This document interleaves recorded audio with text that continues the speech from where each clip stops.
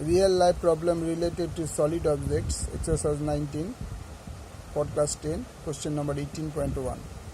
একটি নিরেট লম্ববৃত্তাকার শঙ্কু গলিয়ে একটি নিরেট লম্ববৃত্তাকার চোঙ তৈরি করা হলো। উভয় ব্যাসার্ধের দৈর্ঘ্যের সমান। যদি শঙ্কুর উচ্চতা 15 সেমি হয়, তাহলে নিরেট চোঙের উচ্চতা হিসাব করে দেখি।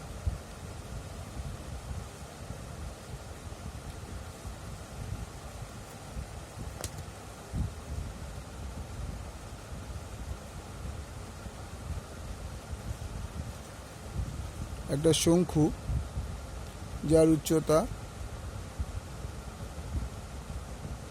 15 সেমি আর এর ব্যাসার্ধ আর।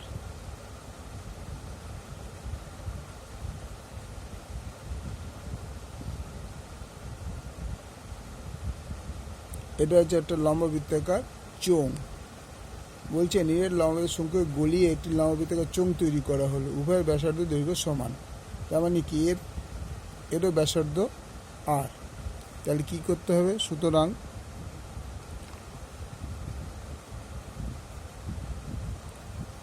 শঙ্কু ও লম্ব বৃত্তাকার চোঙের ব্যাসার্ধ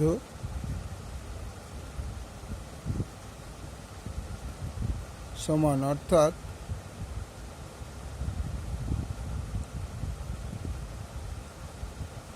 শঙ্কুর ব্যাসার্ধ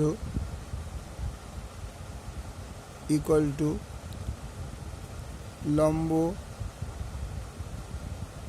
বৃত্তাকার চোঙের ব্যাসার্ধ ইকুয়াল টু আর একক। ঠিক আছে? সুতরাং শঙ্কুর আয়তন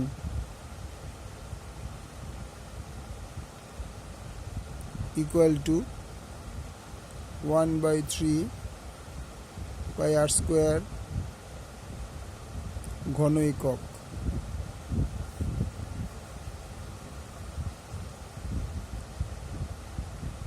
into pi into r square. H বলে দিয়েছে 15 সেমি, 15 ঘন সেমি, 3 × 5 = 15। তাহলে পাই আর স্কোয়ার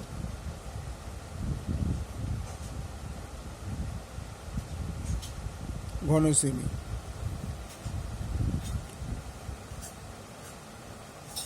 চোঙের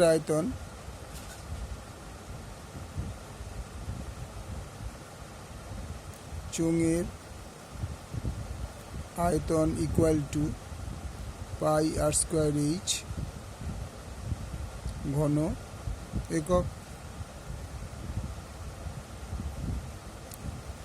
সুতরাং pi r square h equal to pi r square. বলেই দিয়েছে যে উভয়ের ব্যাসার্ধ দৈর্ঘ্যের সমান, তাহলে আয়তনের সমান হবে। তাহলে আয়তনের সমান হয়েছে। তাহলে এই পাই কেটে গেল, আর স্কোয়ার কেটে গেল। H is equal to 5 semi. উত্তর: নিরেট চোঙের